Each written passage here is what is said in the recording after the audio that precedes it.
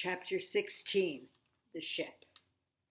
In bed we concocted our plans for the morrow, but to my surprise and no small concern, Queequeg now gave me to understand that he had been diligently consulting Yojo, the name of his black little god, and Yojo had told him 2 or 3 times over, and strongly insisted upon it every way, that instead of our going together among the whaling fleet in harbor, and in concert selecting our craft, instead of this, I say, Yojo earnestly enjoined that the selection of the ship should rest wholly with me, inasmuch as Yojo proposed befriending us, and in order to do so had already pitched upon a vessel, which, if left to myself, I, Ishmael, should infallibly light upon, for all the world as though it had turned out by chance, and in that vessel I must immediately ship myself, for the present, irrespective of Queequeg.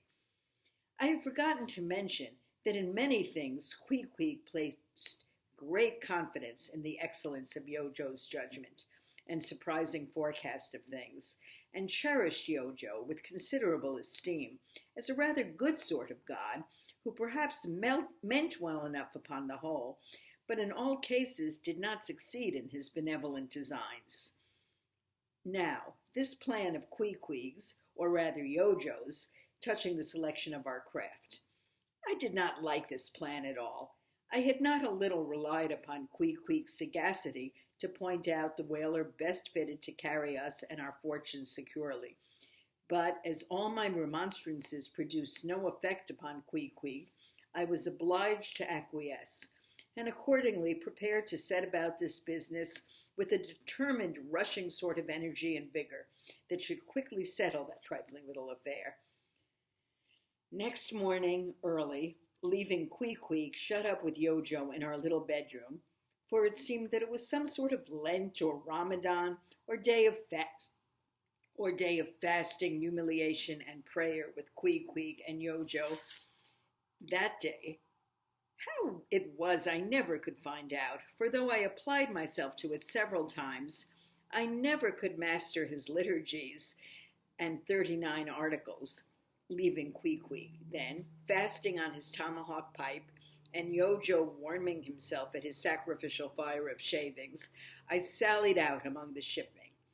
After much prolonged sauntering and many random inquiries, I learnt that there were 3 ships up for 3 years' voyages: the Devil Dam, the Titbit, and the Pequod.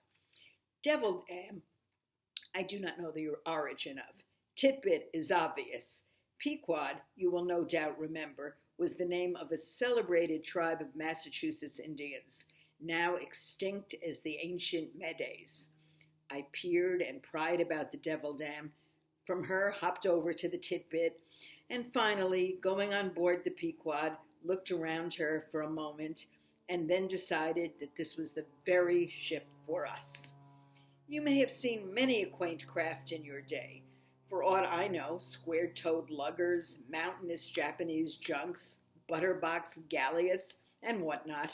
But take my word for it, you never saw such a rare old craft as this same rare old Pequod. She was a ship of the old school, rather small if anything, with an old-fashioned claw-footed look about her. Long-seasoned and weather-stained in the typhoons and calms of all 4 oceans, her old hull's complexion was darkened like a French grenadier's who has alike fought in Egypt and Siberia. Her venerable bows looked bearded. Her masts, cut somewhere on the coast of Japan, where her original ones were lost overboard in a gale, her masts stood stiffly up like the spines of the 3 old kings of Cologne. Her ancient decks were worn and wrinkled, like the pilgrim worshipped flagstone in Canterbury Cathedral, where Becket bled. But to all these, her old antiquities, were added new and marvelous features pertaining to the wild business that for more than half a century she had followed.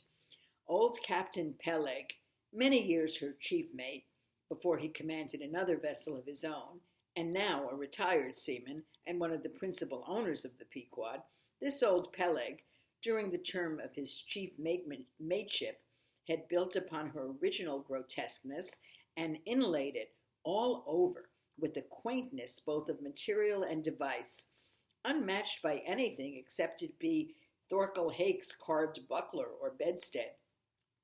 She was apparelled like any barbaric Ethiopian emperor, his neck heavy with pendants of polished ivory.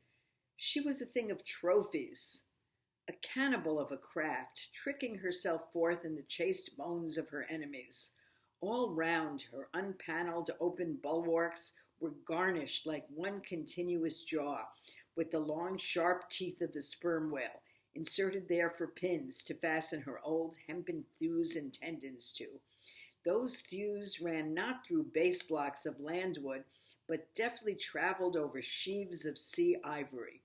Scorning a turnstile wheel at her reverend helm, she sported there a tiller, and that tiller was in one mass, curiously carved from the long, narrow lower jaw of her hereditary foe.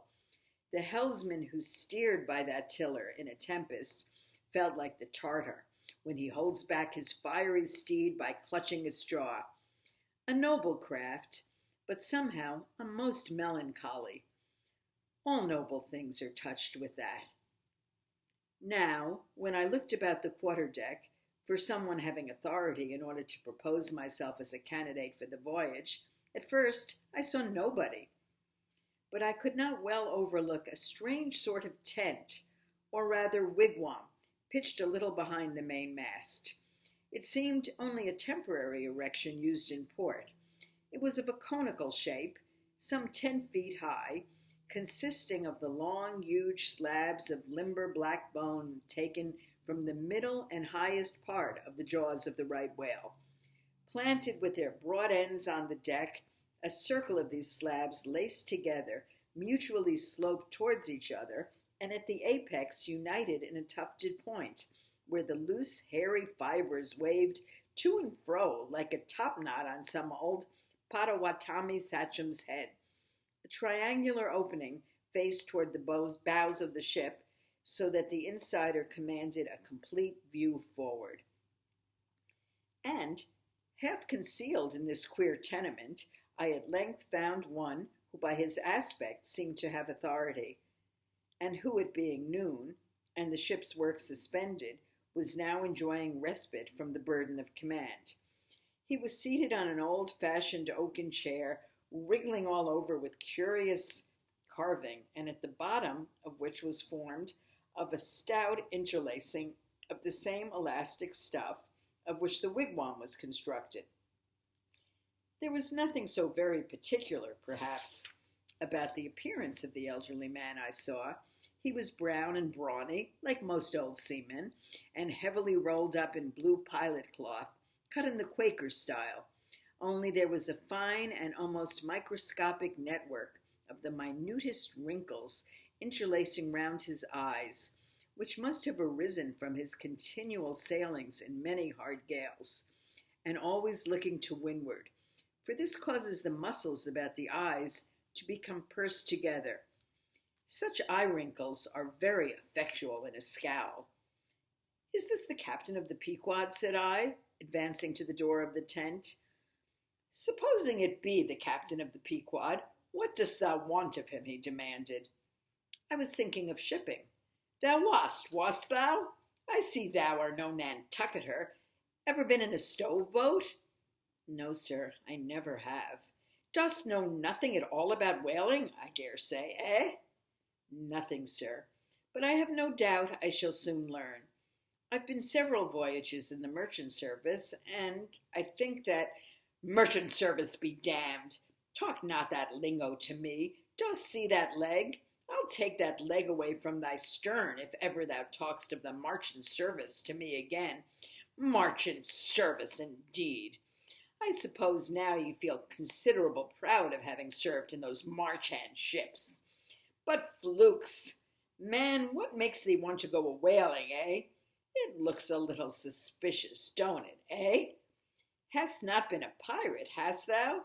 Didst not rob thy last captain, didst thou? Dost not think of murdering the officers when thou gettest to sea?" I protested my innocence of these things.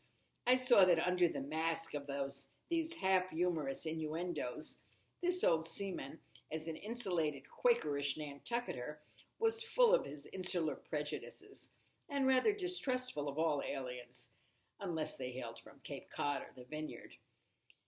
But what takes thee a whaling? I want to know that before I think of shipping ye. Well, sir, I want to see what whaling is. I want to see the world. Want to see what whaling is, eh? Have you clapped eye on Captain Ahab?